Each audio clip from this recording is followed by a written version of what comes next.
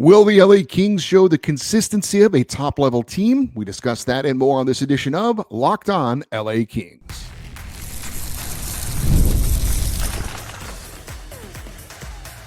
You are Locked On Kings, your daily podcast on the Los Angeles Kings. Part of the Locked On Podcast Network, your team every day. Hey, Kings fans, welcome to Locked On LA Kings, part of the Locked On Podcast Network, your team every day. Thanks for making Locked On LA Kings your first listen every day. We are free and available wherever you get your podcasts, and we are on YouTube. I'm Eddie Garcia. I'm your host of Locked On LA Kings. I've worked in sports media for the past 30 years, 20 plus years at the Fox Sports Radio Network. I'm also co-host of the Puck Podcast. It's a weekly NHL review show that's been putting out content for the past 18 years and a passionate LA Kings fan for over 30 years. You can start the season with a big return on FanDuel. New customers can place a $5 bet, and you'll get started with $150 in bonus bets if you win your first $5 bet. Visit FanDuel.com to get started. The LA Kings are set to host the Vancouver Canucks tonight in a Pacific Division showdown in Los Angeles. The Kings coming off two great performances in back-to-back road games, putting wins over the Nashville Predators and Minnesota Wild. My big question going into tonight's game: will the Kings show the consistency that really good teams need to have? Former Hall of Fame football player Bill Parcells once famously said, quote, "You are what your record says you are," end quote. Now, if that's the case, the Kings are among the best teams in the NHL. They're 8-3-3, 19 points. That is tied for third most wins in the NHL and tied for the second most points in the National Hockey League. The Kings have won back-to-back games, one over a team having a tough season, the Predators, and the other over a team having a great season so far, the Wild. But it takes more than two very solid performances to prove that you are what your record says you are, to me anyway. However, we've also seen the Kings recently lose to two of the worst teams in the NHL, in the San Jose Sharks and the Chicago Blackhawks. So what would I say about the LA Kings as far as what type of team they are at this point? Well, I think when they're playing their best, when they're on their game, I think the LA Kings have proven that they are among the better teams in the NHL. But we've also seen that when they're not on their game, they can lose to the worst teams in the NHL. So that's not a recipe for being called one of the elite teams in the league. I've said it before, every team in the league over the course of a season is going to have a few head-scratching games. Every team goes through that. Most teams, not all, but most teams will go through some peaks and valleys. But overall, the really good teams win more often than not. The really good teams show up and perform close to their top level more often than not. Now, maybe those losses to the Sharks and Blackhawks were those head-scratching losses. We'll see as the season goes on. But like I said, the very good teams in every sport are consistent. The effort level is there every night. The execution is there at a high level every night. So I can't say that the Kings are there yet. Have there been some very positive signs recently? Absolutely. The wins over Vegas and Minnesota are very good wins. But we're going to have to see more of it. And I think that starts tonight with the LA Kings taking on a pretty good Vancouver Canucks team. The Kings have yet to put 3 wins together on the season. They can do that with a victory tonight. We're going to give you a scouting report on the Vancouver Canucks coming up, let you know about them, what their season's been like so far. But for right now, we're going to focus on the LA Kings and what the expected lineup is tonight for the Kings against Vancouver. It's going to look a lot like the lineup we saw for most of the game in Minnesota. It didn't start this way, but for most of the game, we had a top line of Andrei Kopitar centering Adrian Kempe and Kevin Fiala, a second line of Philip Deneau centering Trevor Moore and Akil Thomas, a third line of Quentin Byfield centering Alex Laferriere and Warren Fogle, and a fourth line of Trevor Lewis centering Tanner Jeannot and Andre Lee. The defensive pairings are expected to be the same as the night before, or I should say the game before. Mikey Anderson along with Jordan Spence, Vladislav Gavrikov along with Kyle Burrows, and Joel Edmondson with Brant Clark. I think for most of the last game, I could be wrong, but I think Gavrikov and Burrows were actually the third pairing and Edmondson and Clark were the second pairing. But the way the minutes have been distributed throughout the decor, it kind of doesn't matter right now. And that's actually a really good thing for the Kings. We'll talk about that more in a second. Darcy Kemper will be back in net for the Kings.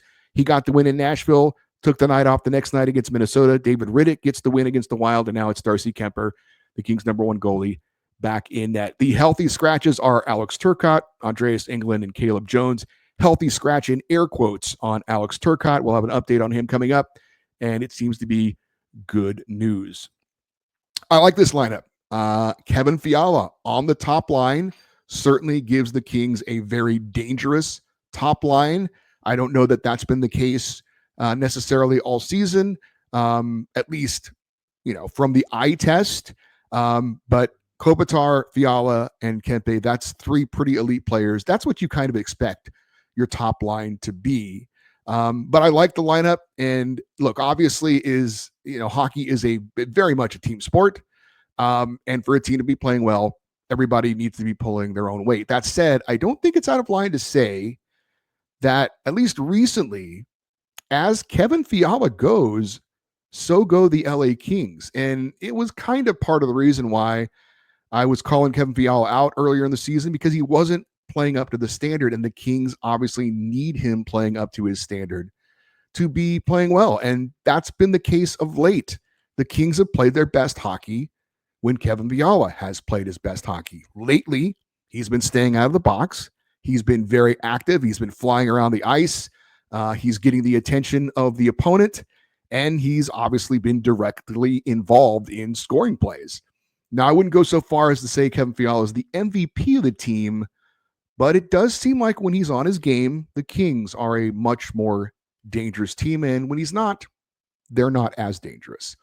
I've been very interested to see tonight what's going to be Quentin Byfield's game. Not that I feel like he hasn't been playing good, but to finally get that first goal of the season, hopefully will build his confidence going forward. I hope he continues to look for his shot. Like Fiala, I think a productive Quentin Byfield will go a long way in the Kings being not just a good team, but a very good team.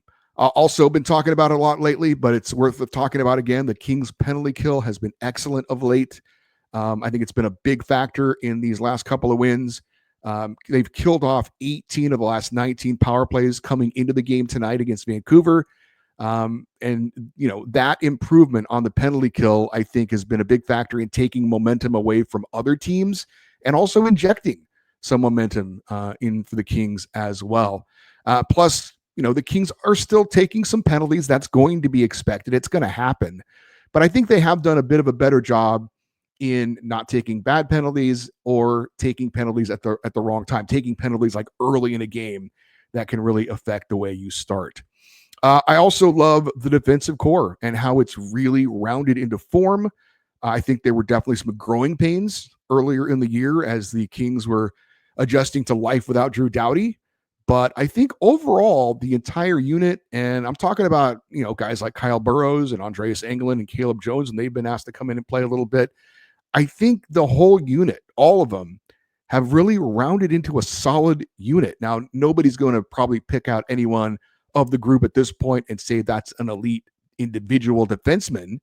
Maybe Brant Clark gets there one day. But again, as a group, as a unit, I really think that the defensive core has gotten better and better, and they feel more comfortable. And I love the fact that it doesn't seem to matter who they kind of plug in there, where guys are. They're all still playing at a very high level. So some of the keys we've seen for the Kings so far, hopefully they continue that tonight against the Canucks. Speaking of Vancouver, we're going to give you a scouting report on them. Also look at the matchup, the numbers head to head, and also good news on a recently injured LA King. That's next here on Locked On LA Kings, your team every day. We are so lucky to live here in Southern California, those of us that live here, and we've got so many things to do, and that includes getting tickets to events, sports, obviously, Kings, you got the Lakers and Clippers, the NFL going in full gear, Chargers and Rams, USC, UCLA football and basketball, but it's not just about sports. We've got theater events, we've got comedy shows, we've got concerts. No matter what you enjoy, You need to do what I do, and that is use Game Time for all your ticket needs. Game Time has a new feature called Game Time Picks. It makes getting tickets to your favorite live events even easier. Game Time Picks filters out the fluff, so you don't see all this searching through all these thousands of tickets. You only focus on the incredible deals, and you can get tickets to see the Kings for less than $50 against the Vancouver Canucks. Download the Game Time app, create an account, and use the code LOCKEDONNHL for $20 off your first purchase. Terms apply. Again, create an account and redeem the code LOCKEDONNHL for $20 off. Download Game Time today. What time is it? Game time. Hey, NFL fans, you can start the season with a big return on FanDuel, America's #1 sportsbook. So when you get a hunch in the middle of a game, you can check out the latest stats, view live play-by-play, and much more on the same page where you place your bets. And of course, FanDuel is there for you to bet on college football, the NFL, NBA, college basketball, and of course, the NHL. The Kings are favored in tonight's game against the Canucks by 1.5 goals. The over-under is 5.5 goals. And I'm told it is actually Thursday night tonight, not the other day. We've got Thursday night football in the NFL as the Baltimore Ravens are taking on the Cincinnati Bengals. Baltimore, at last check, was favored by 6.5 points. Join FanDuel. Browse the latest betting odds of your favorite sports and teams on the Sportsbook app and get in on the action. You can get started with $200 in bonus bets guaranteed when you place your first $5 bet. That's FanDuel.com.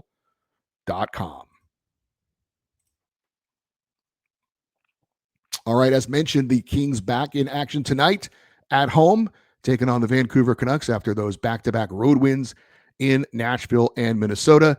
This is the first of 3 meetings between the Canucks and Kings, Pacific Division rivals.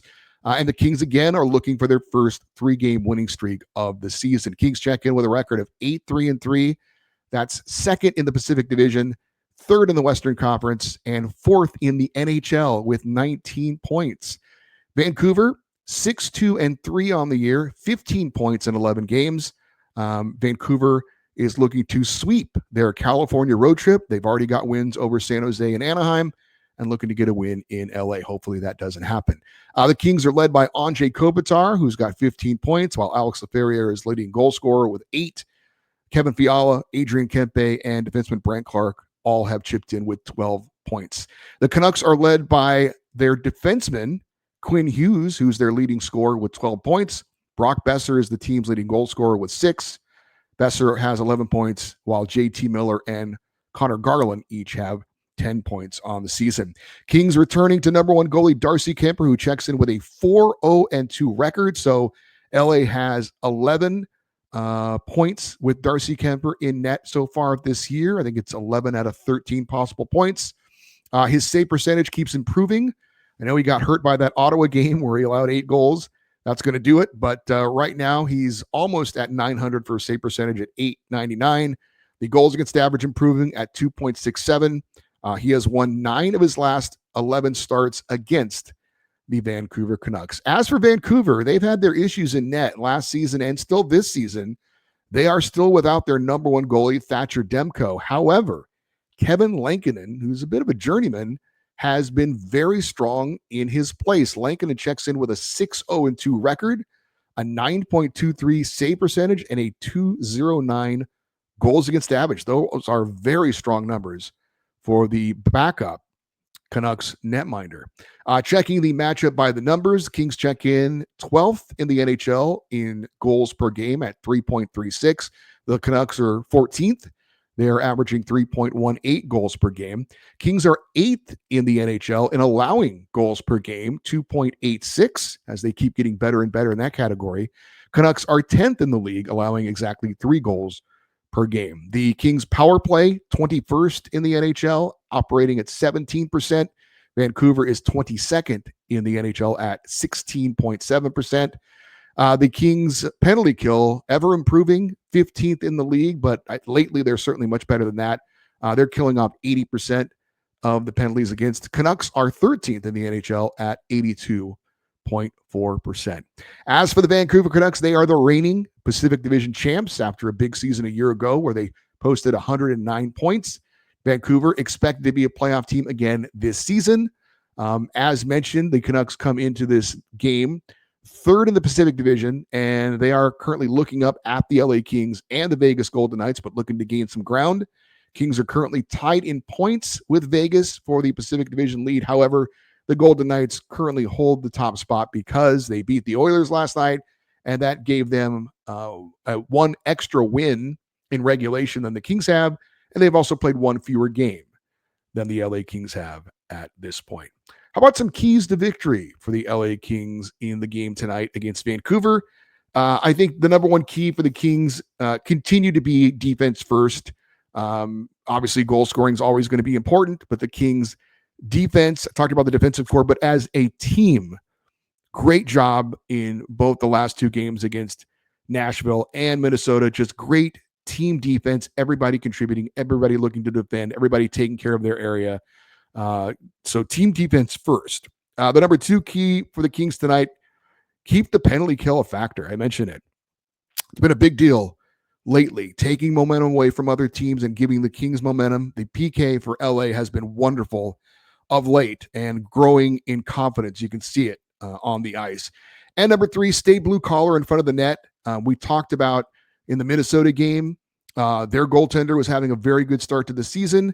The Kings got a lot of go to the net type of goals in that game. I think, again, tonight with the way Vancouver's netminder has been playing so far this year, that's another key for the Kings. Go to the net, screen the goaltender, get deflections. Quentin Byfield's goal, certainly a deflection. We saw Warren Fogle with a couple of whacks at a rebound in front, putting it in the net. That's just the Kings need to stay blue collar in front of the net, get that traffic there, get those rebounds, and score those dirty, greasy goals that we love the pretty goals, but those dirty goals, those are fun as well. So it is the Vancouver Canucks against the LA Kings, 7:30 tonight in Los Angeles. The game will be televised locally on the FanDuel Sports Network, and you can hear it on the 710 ESPN app. As for a medical report for the LA Kings, Alex Turcotte, some encouraging news on him. Kings insider Zach Dooley, friend of the show, quoted head coach Jim Hiller at the morning skate as saying that Turcotte is in fact day-to-day as we suspected. Of course, we have seen players termed day-to-day eventually go on injured reserve, but it doesn't seem like that'll be the case with Turcotte. Dooley also reported that a very good detail on the injury news for Alex Turcotte, even though it is called an upper body injury, Dooley reporting it is not related to anything involving his head. Now, he went into the boards hard. It certainly was an upper body type of collision into the boards after the hit, shoulder, neck, head, kind of into the dasher board area there. And obviously, Alex Turcotte has had a few concussion issues, which is concerning because typically when you've had a few concussions, you can be a little bit more susceptible to them as you go along. However, again, the report is that this upper body injury has nothing to do with his head. So no concussion issues, it appears, neck, shoulder, something like that, apparently is what it is. So that is good news. So Alex Turcotte, we think, will be back in the Kings lineup sooner rather than later. Also, Zach Dooley reporting an update on Kings forward Arthur Kaliev, who has been on the ice skating on his own. Artie has been out since training camp when he was hit hard into the boards, suffered a fractured clavicle, collarbone. Jim Hiller said that Kaliev is still down the road from returning, but obviously back on the ice is a good sign. Now, what exactly is going to happen with Arthur Kaliev once he returns is an interesting question. I think if he were eligible to return sometime soon, I don't know where he fits in on the ice right now. You could certainly plug him in on the fourth line, but we've talked about this with Artie before. He's not really a fourth line player. He's not that type of a guy. And again, it's a part of the big reason why it seems like he probably doesn't have a future in LA. But we shall see. It's not a question that needs to be answered now. And with the way the Kings are playing now, I don't know that Jim Hiller would want to make too many changes. Certainly, he could be a valuable player if more injuries occur. He could be a depth guy, but unfortunately for Arthur Kaliev, we talked about it. And, he was going into the season. They talked about wiping the slate clean, getting a fresh start, and then he gets hurt. And now where is he going to play? Where is his role? Where does he fit in? It doesn't really look like there's a fit for him at the moment. Again, things can change. Injuries happen. Maybe a spot opens up. But again, that's down the road. But Arthur Kaliev is back on his skates, skating on his own, recovering from that fractured collarbone. Up next, I'm going to call myself out on something that's next here on Locked On LA Kings, your team every day. No matter how the last game went, anytime you take the field, you've got a shot at greatness. Give your team the best shot at winning by recruiting more MVPs with Indeed, because Indeed is the hiring partner where you can attract, interview, and hire all in one place. And Indeed's the only job site where you're guaranteed to find quality applications that meet your must-have requirements, or else you don't pay. Indeed partners with you on every step of the hiring process. Find great talent through time-saving tools like Indeed Instant Match, assessments, and virtual interviews. And listeners of this show will get a $75 sponsored job credit to get your job more visibility at Indeed.com/lockedon. Just go to Indeed.com/lockedon right now and support our show by saying you heard about Indeed on this podcast. Indeed.com/lockedon. Terms and conditions apply. Need to hire? You need Indeed. All right, I'm going to call myself out on something. I have been saying for a while that Kings forward Trevor Moore has been looking for his first goal of the season. That is, in fact, wrong. He does have one goal on the season. It came in the second game of the year in Boston against the Bruins. Shout out to @DeweyCookieNight on X and Twitter for calling me out by saying, quote, "Stop doing more dirty. He's got a goal in game one." Well, it wasn't game one. It was actually game two. So you made a mistake too. But no, I definitely needed to be called out on that. Now, if I was my radio partner at the Fox Sports Radio Network, Ben Maller, I would tell you that I made that mistake on purpose to see if you were paying attention. And apparently you weren't, because I've been saying it for a couple of weeks and nobody has mentioned it to me. Now, maybe somebody did make a comment on YouTube that I missed, but hey, look, I made a mistake. I apologize to Trevor Moore, his friends and family. I apologize to the entire community of Thousand Oaks, California. I do not like to make mistakes, but it happens. I'm human. But if you see that I make a mistake, feel free to call me out on it. Let me know on social media. Send me an email saying, "Hey, man, that's not right." So apparently you all thought I was right. I appreciate your trust in me, that you just assume everything I say is correct. But most of the time, hopefully, but I did make a mistake there. That having been said, the point still stands. Trevor Moore, a 30-goal scorer last year.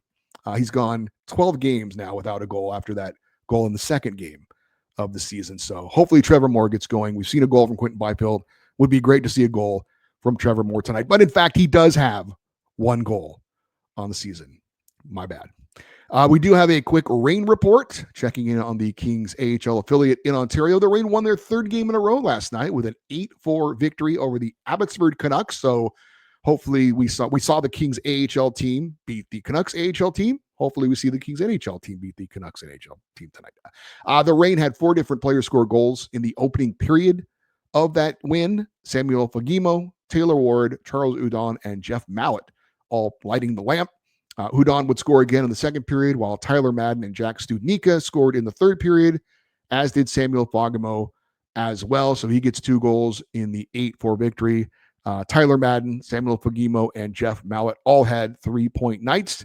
Eric Portillo got the win in net, turning aside 29 of 33 shots. So after a 1-4 start to the season, the Reign have now turned it around, and they have won 3 in a row and are 4-4 on the year. So we've seen Ontario win 4 in a row. It would be great to see the Kings, 3 in a row. Would be great to see the Kings get their first 3-game winning streak of the season tonight with a win over the Vancouver Canucks. Obviously, we'll be talking all about it on tomorrow's show. For you everydayers, those of you that listen to watch Locked On LA Kings every day, and thank you for that. Tomorrow is not only going to be a recap of the game against Vancouver and maybe a bit of a preview of Saturday's game against Columbus, but it's also a Kings fan feedback show, your chance to chime in on anything involving the LA Kings. Do you believe in what we've seen from the Kings lately, that that record and those points are kind of a true representation of what this Kings team is or could be, or anything else that's on your mind? The email address is lockedoneddie@gmail.com, EDDIE. We would love for you to also leave your comments on the YouTube episodes as well. It helps the algorithm and helps the show to be found on YouTube. and stay interactive with the show on social media and call me out if necessary. I'm on X, Twitter. The show is on X, Twitter, and Instagram. We are at Locked On LA Kings. I'm Eddie Garcia. Thank you as always for listening and watching this episode of Locked On LA Kings, part of the Locked On Podcast Network, your team every day. Have a great rest of your day. We will talk to you on Friday. And as always, go Kings go.